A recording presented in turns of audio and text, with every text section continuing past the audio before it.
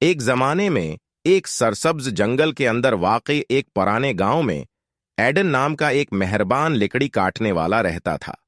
Aiden अपनी सखावत और शफकत के लिए दूर दूर तक जाना जाता था। इसने एक सादा जिंदगी बसर की, मामूली जिंदगी गुजारने के लिए लकड़ियां काटें। सर्दियों की एक सर्द सुबह जी से ही एडन अपनी काबिल एतमाद किल्हाड़ी के साथ जंगल की तरफ रवाना हुआ। इसने कुछ गैर मामूली देखा। वहीं एक कांटेदार झाड़ी में उलझकर एक कांपता और जख्मी परिंदा था।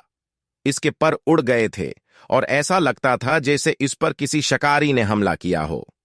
बगैर कुछ सोचे एडन ने एहतियात से परिंदे को कांटों से निकाला। इसे अपने खड़दरे हाथों में आहिस्ता से पकड़ लिया। वो देख सकता था कि छोटी मखलूक तकलीफ में है, इसलिए उसने फैसला किया कि इसे घर ले जाया जाए और उसे सेहत के लिए वापस पा लिया जाए। एडन ने परिंदे को एक आरामदा घोंसले में रखा जिसे उसने टहनियों और पत्तों से बनाया था। दिन बहदन एडन परिंदे का ख्याल रखता था, उसे खाना खिलाता था और उसे गर्म रखता था। उसने खुशी से देखा कि परिंदे की चोटें ठीक हो रही हैं और उसके परों ने अपनी चमकदार चमक दोबारा हासिल कर ली है।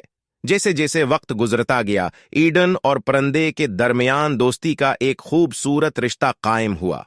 एडन ने परिंदे का नाम उम्मीद रखा क्योंकि उसके बचाव से उसकी जिंदगी में उम्मीद और खुशी आई थी।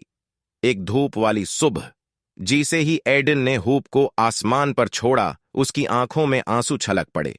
उसे परिंदे का बहुत शौक हो गया था, लेकिन वो जानता था कि अब जंगल की आजादी की तरफ लौटने का वक्त आ गया है।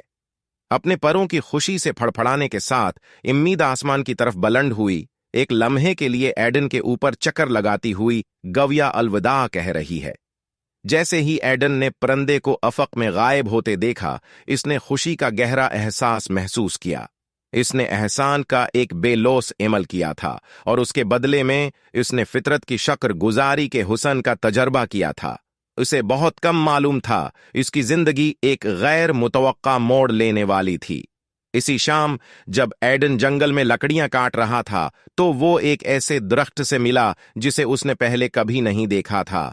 उसका तने बड़ा था और उसकी शाखें मुतहारिक रंगीन फलों से लदी हुई थीं।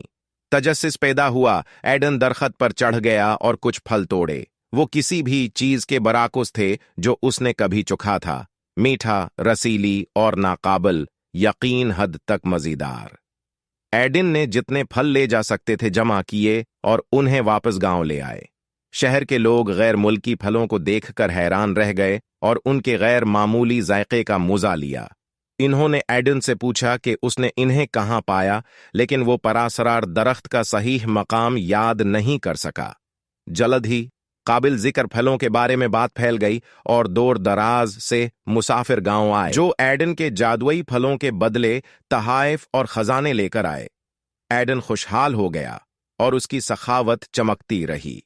उसने अपनी नई मिली दौलत को गांव वालों और जरूरतमंदों के साथ बांट दिया। पूरी जमीन में खुशी और खैर सगाली फैलाई।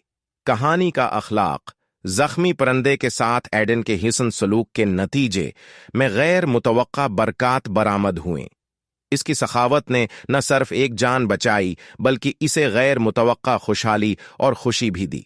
ये कहानी हमें याद दिलाती है कि मेहरबानी और हमदर्दी हमारे तसव्वुर से बाहर इन्हामात का बास बन सकती है और ये कि बेलौस दिल जिंदगी में फरावानी की असल कलीद है। वीडियो पसंद आए तो सब्सक्राइब और लाइक करें। शुक्रिया।